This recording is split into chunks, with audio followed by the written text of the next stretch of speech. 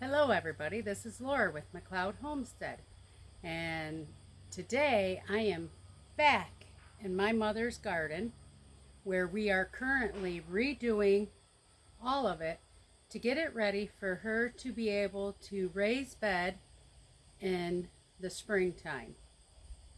Now in my previous video we dug all the dirt out, cleaned it all up, and we put together these raised beds. And you can take a look at that video right here. Now in this video, we're going to get everything put back together.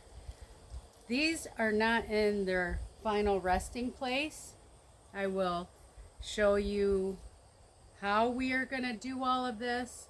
One of my big concerns is I don't want the grass building up. I don't want her to have to worry about the maintenance of weed whacking or mowing in between the raised beds. And I am going to show you how we are going to keep that situation from happening.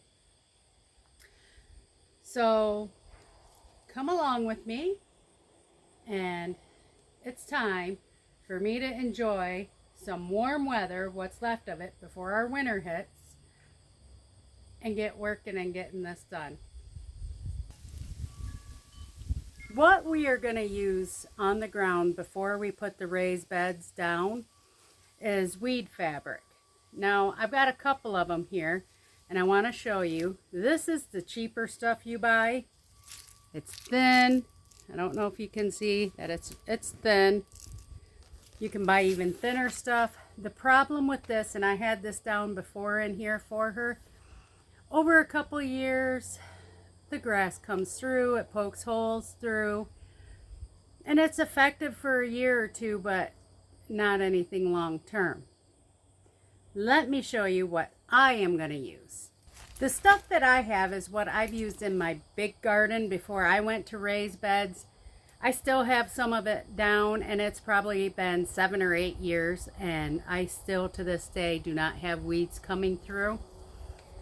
So this is the weed fabric I'm going to use. It's a lot thicker, and if you look, you cannot see through it, but there are really fine spots to let the moisture from the rain get in.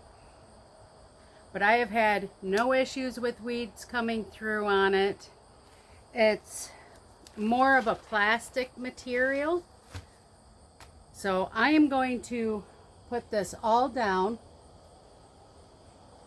underneath everything, and I'm going to show you how I'm going to do it, because when we do it, we will put it down and hold it down into the ground with what is called staples. Hold on. This is what the staples look like.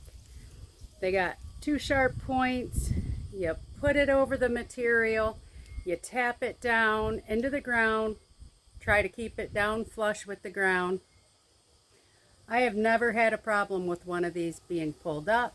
I've never had any of them rust out yet. And like I said, at my house, I've had it in the ground for about 7-8 years. So this way is a little bit more costly, but in the end, it's not, because it will hold up and last a heck of a lot longer. All right, now the actual work is going to begin. I've got to get these raised beds moved, and then I'm going to show you how I lay this fabric. See you in a minute.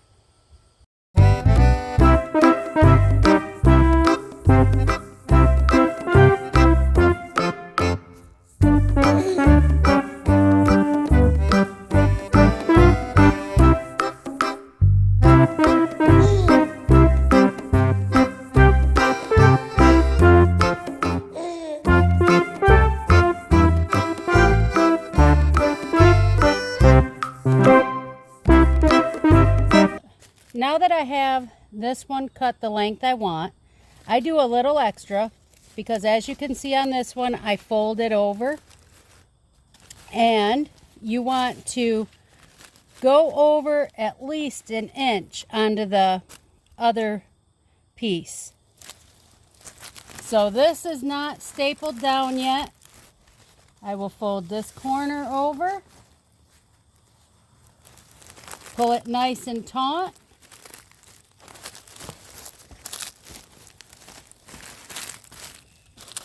Put the staple in. I come over. I don't want it to be right against the edge.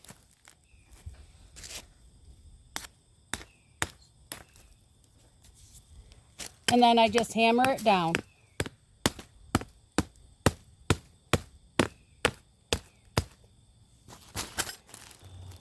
Then I come over to about the middle of it.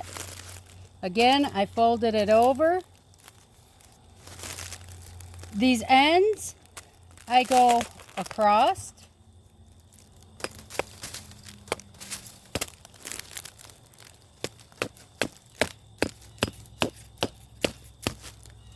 So we got that. We will leave this end open yet.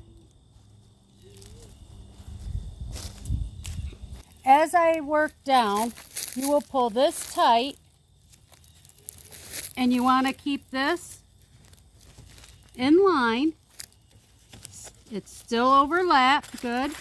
This I will put the staple in vertically. I can feel a big rock right there.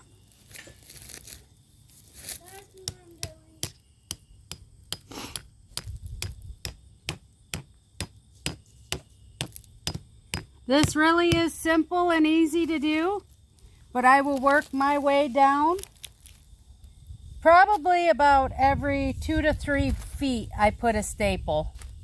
So I actually, all the way the length down, I have 1, 2, 3, 4, 5. I will probably on this one have 6 staples on one side.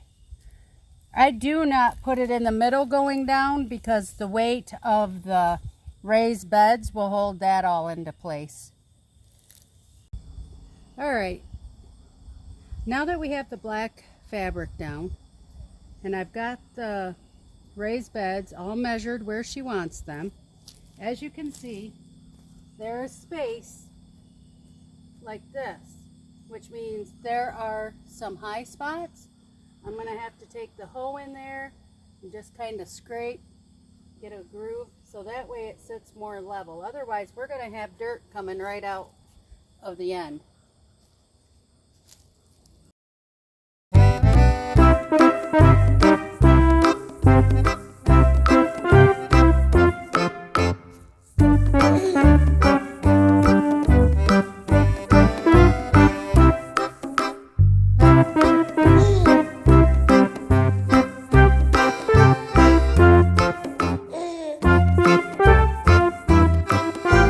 Show you after I hoed underneath and kind of made a little groove for it to sit in, I came through and I lifted the black fabric up and I pushed the dirt under it to help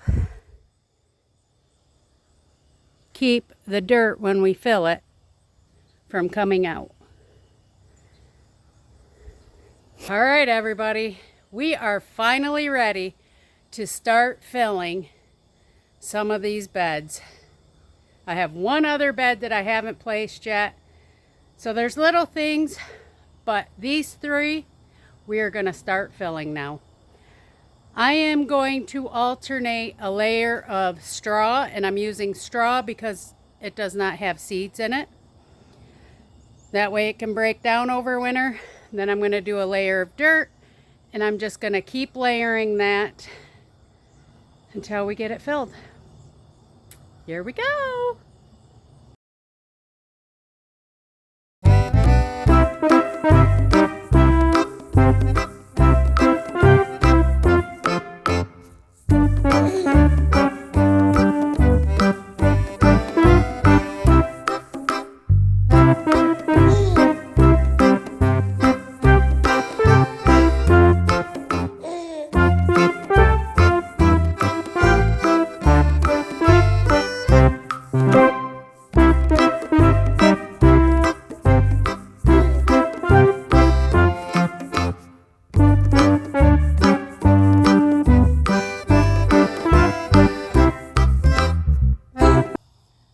Now that I've got this filled with the dirt, I'm just going to take 2 sections and I'm going to make it loose, and we are going to top this off to help over the winter.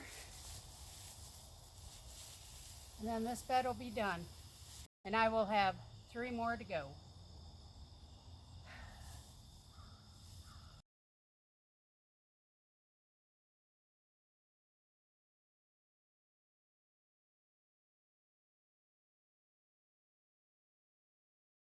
My mom doesn't know, but I got some mums on clearance at Walmart. Just because there's a little damage to them.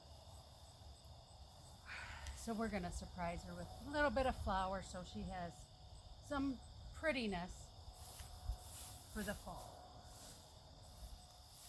We'll tuck the hay up around it.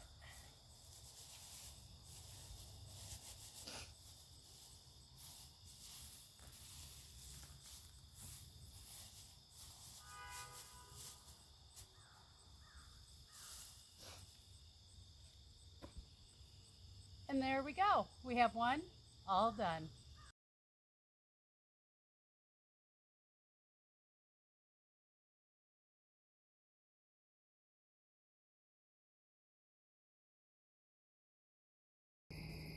Okay, everybody. So we have the raised beds done. Now we just have cleanup, but it is too dark tonight to be able to do that. I have to put a few more staples in on the weed fabric, but the main gist of this is done.